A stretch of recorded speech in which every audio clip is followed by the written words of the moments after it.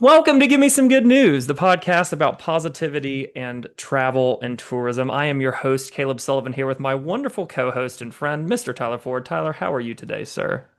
Hey, Caleb, I'm doing great. We've got some good news in here today. I'm pumped. I'm excited. And I'm trying to channel my inner Adam Stoker. I don't know if you can Ah, tell, but I've yes, with got the the hat. the stringer hat and I'm kind of like ready for the beach I love mentally. it. It's I love it. weird, but it's just one of those days where I'm like, you know what? It's almost summer, right? Yeah, So, sure, we'll go with that. It's almost summer. yeah, And to that's kind of warm how I'm feeling today. and to warm our hearts, we've got a great friend, David, here to be on this podcast. David, would you like to introduce yourself to all seven of our listeners? Sure, David Breisch, longtime experienced person in the DMO world and former senior director of DI, Destinations International. Tyler, I just have to say, since you already referenced summer, I just want you to note that we are getting the first snow of the year here in DC today. So thank you for that. Way to go, Wow. DC. You did it. Got that snow in the capital city. Well, David, thanks for joining us today. And this is what I'm excited for. David, I've known you for a long time. It's been great to, see your career evolve and develop. And, today it's all about looking forward to 2026, right? Like, what are we looking forward to? What are we planning to achieve?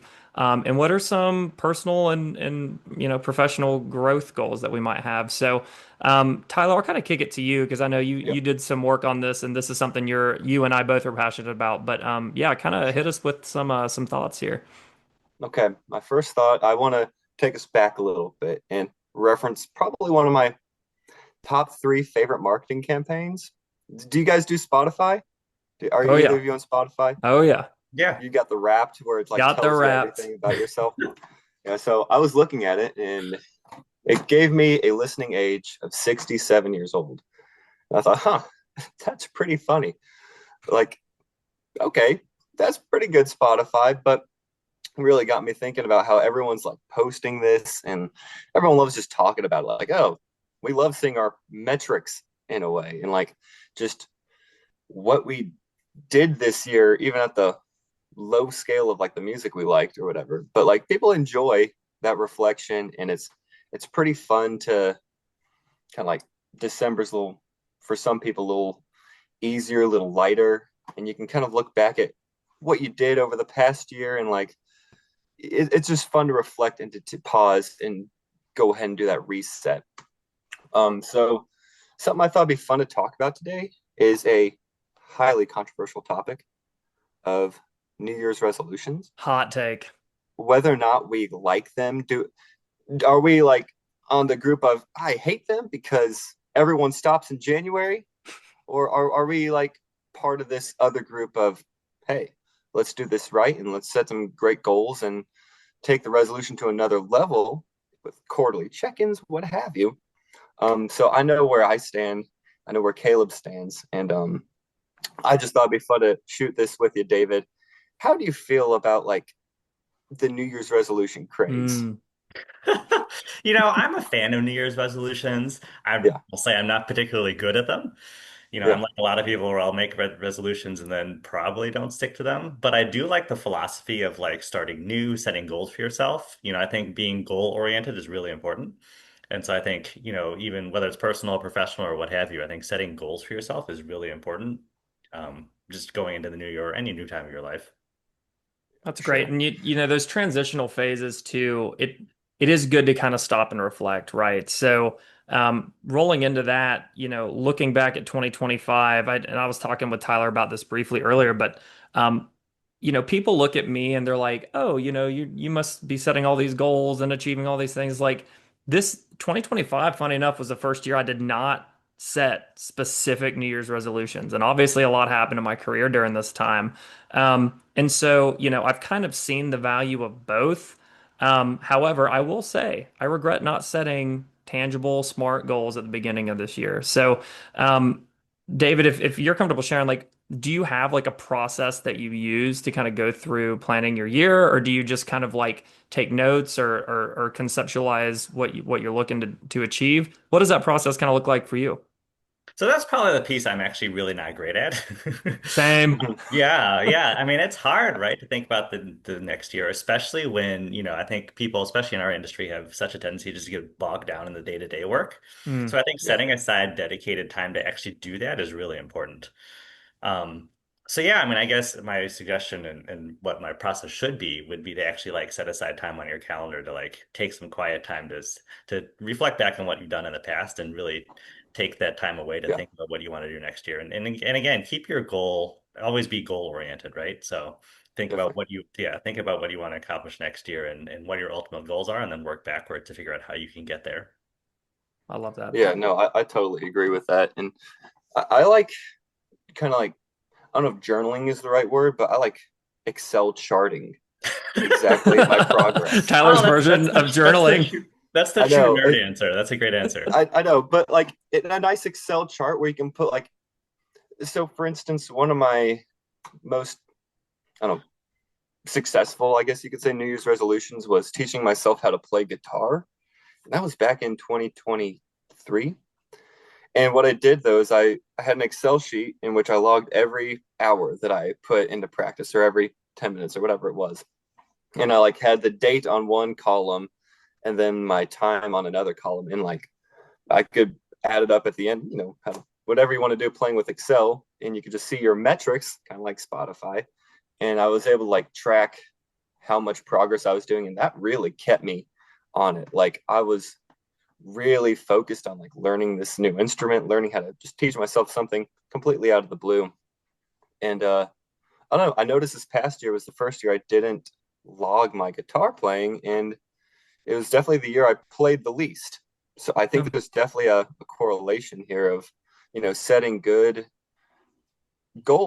big goals of I want to learn how to do this, but also having some sort of tracking method or some sort of accountability within your day to day or weekly work to just keep you on track, a way to like even see your progression, see, I don't know, for this case, hours on guitar, but maybe for another case, just whatever metric you want to use to try to hit this goal. Maybe time in the gym visits. I know that's a big goal for a lot of people. It's like Yep.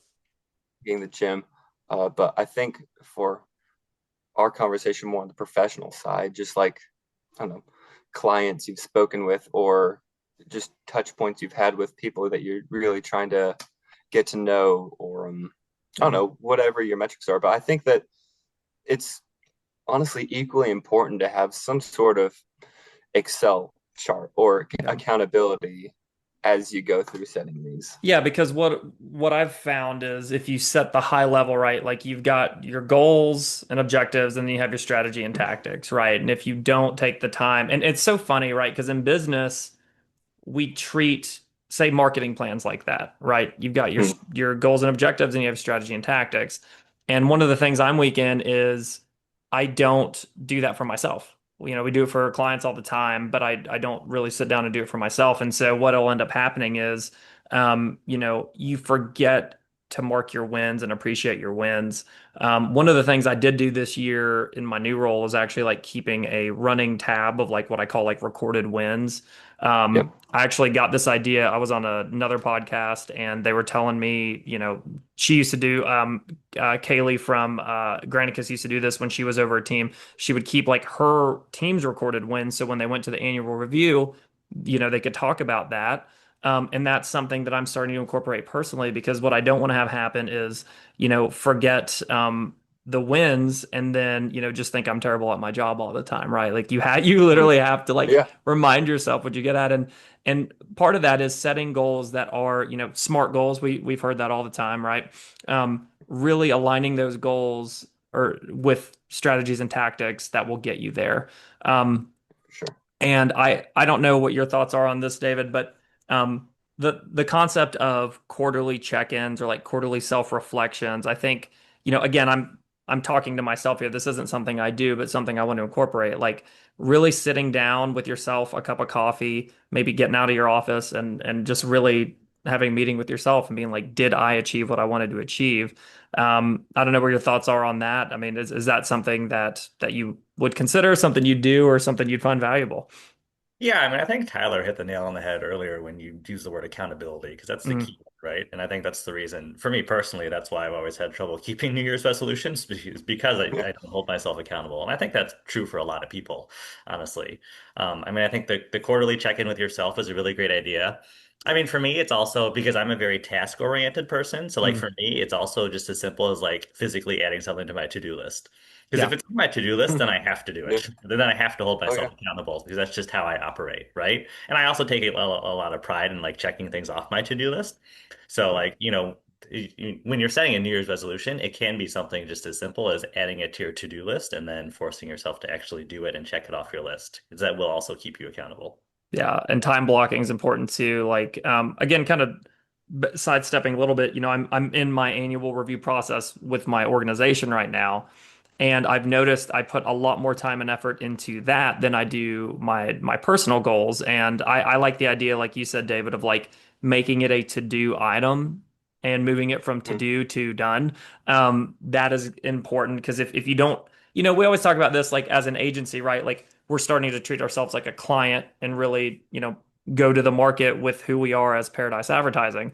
But a lot of times as people, we don't treat ourselves like, a client, right? We don't treat ourselves with the same level of scrutiny or expectation that we do our organization. So I think it's important to, you know, put a little bit of time into yourself, put a little bit of time into what you want to achieve, and really, run with it. So yeah, this is good stuff. Yeah, I think Yeah. I And was gonna honest. say. Go ahead. So I was going to say, I also think it's important, depending on you as the listener, depending on where you are in your career journey, it's also important to get buy-in from either your supervisor or subordinate or maybe Mhm. both, Yeah. right? Because I feel like, from my experience having managed people in the past, it's easy for, I've always encouraged my direct reports in the past to think about what their professional development goals are and where they want to be, as people moving forward. And, a lot of times I've gotten people that have said to me, oh, I just haven't had time to think about it. I'm too busy with XYZ, whatever. And so I think, as a supervisor, I've also encouraged my direct reports to take that time,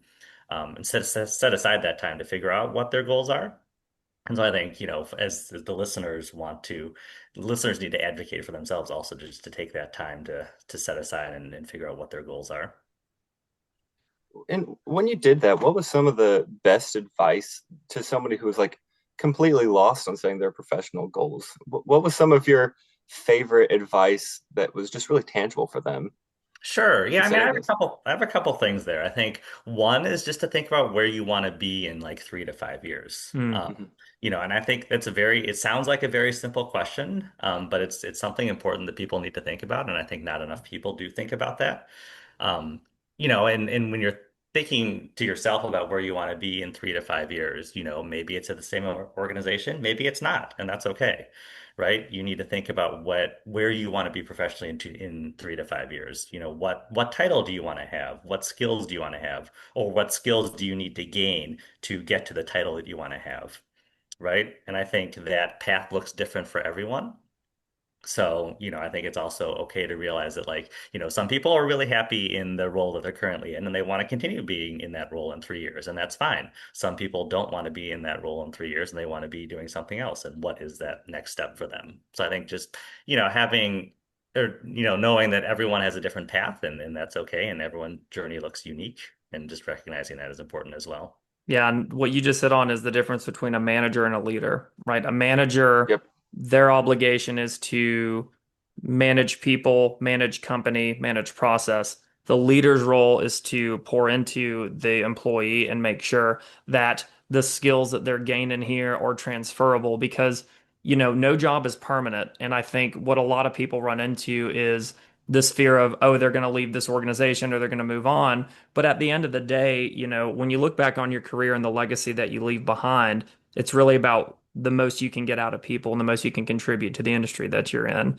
And I think, having that mindset with things as simple as an annual review, is a great way to foster that relationship and that mentorship. So yeah, that's a great success story, David. I think that's going to be really important, especially, as I'm becoming a young leader, I'm in this position now to where I don't have any direct reports, but I'm learning from people that are ahead of me, and I'm learning from people who I talk to about best practices. And I think that's something we can all incorporate. Yeah.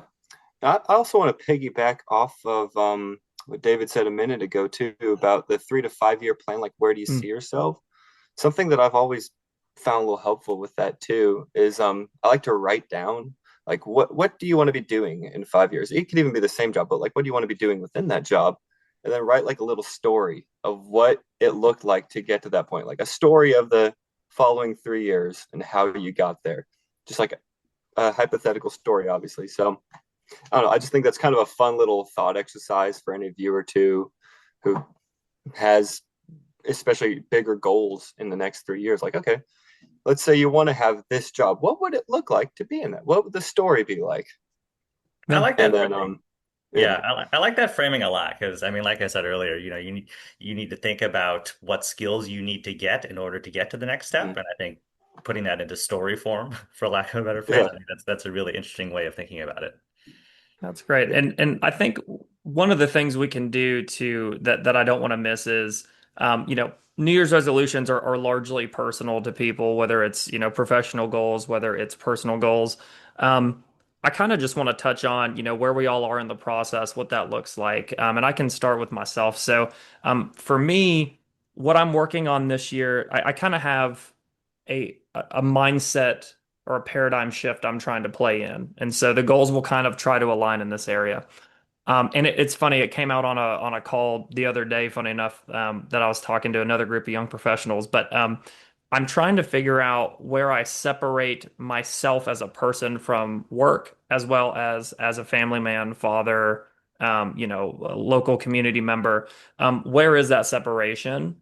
And the two really do go hand in hand, right? Like your life can be your work and your work can be your life. But at the end of the day, like who am I as an individual versus who I am as a professional?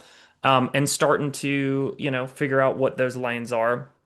And so what I'm kind of working on now in my goal setting is high level concepts. And then from those high level concepts, work backwards into tangible actions. Tyler, I like the example you use of a spreadsheet. Doesn't surprise me coming from an ex supply chain guy at all. let's go.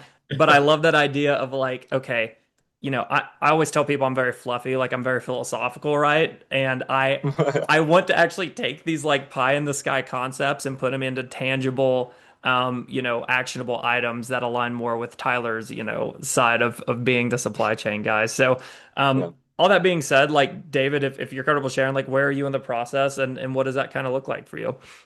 Yeah. Before I start, actually, I just wanted to piggyback off something you said Sure. about, keeping, work-life balance and stuff and making sure those two things are separate. And also just recognizing that looks different for everyone, right? I Yes, mean, I think that's so powerful, what you just talked about. And then also recognize that everyone has a different work-life balance story. And so everyone recognizing their own unique work-life balances is really important as well. absolutely. So back to your question. For me, I mean, for those who don't know who are listening, to all seven of your listeners, Yep. We love Shout out to y'all. you. I know. I'm just playing off you, Caleb.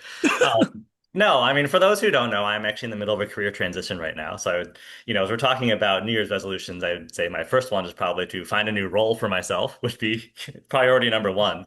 Mhm. But no, I mean, I'm actually having some great conversations and hope to announce something along those lines very soon. So stay tuned for my next steps. Really excited Ooh. to, So excited. yeah, really excited about where we're going next. So hopefully we'll announce something on that soon.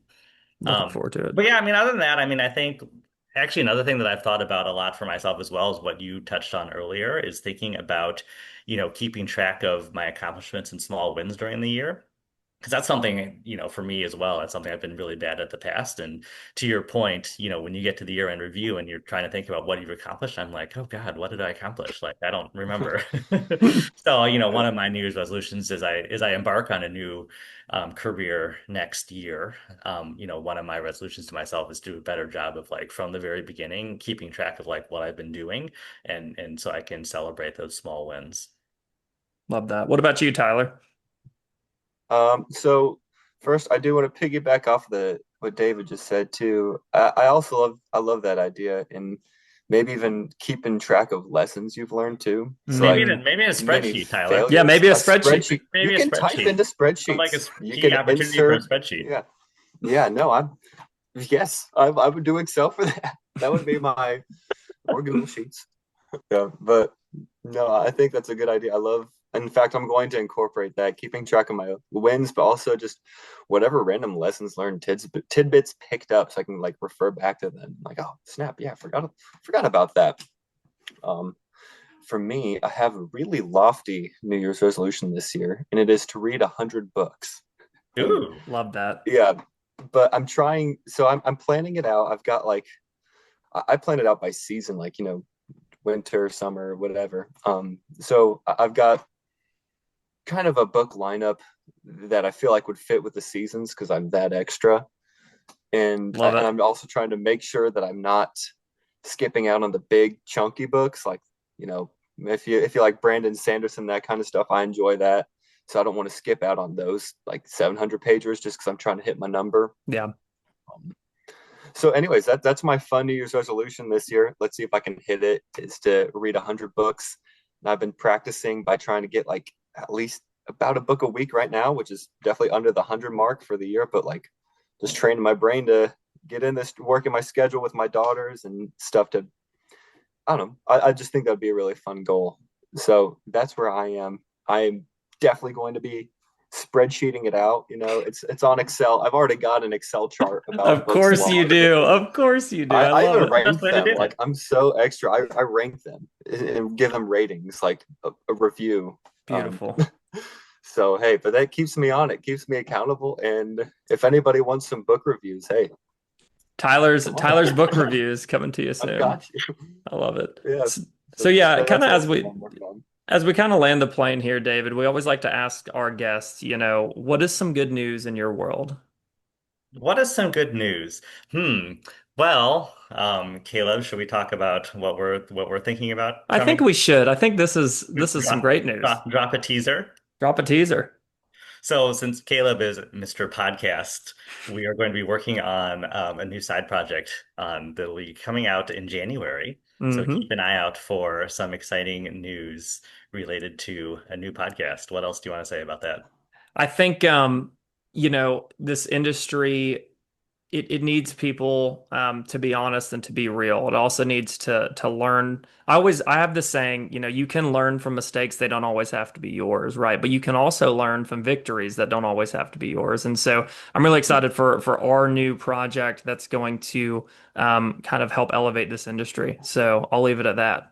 Yeah, no, I think that's true. The only other thing I'll say is that I think that elevating the next generation is so important in this industry. Yes, And so I Mhm. think we're gonna talk a little bit about that too.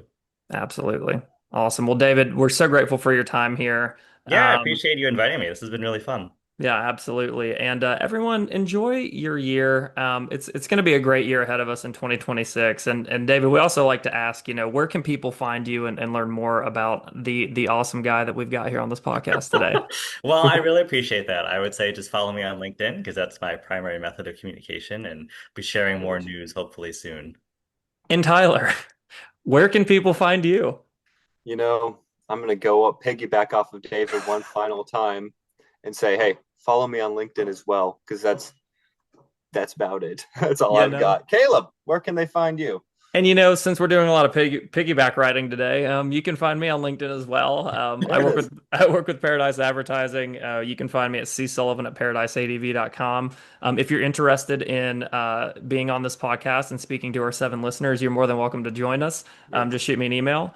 And I'll, y'all, this has I'll been yeah. What's up, David? I'll also know you can just find Caleb at lots of events talking to all kinds of different I'm people. usually That's what talking. he's good It's at. true. Yeah, yeah. I just, and if you ever see me at an event, come up and say hi. Like I don't know a stranger. So I love talking and I'm happy to do that. And y'all, this has been some good news.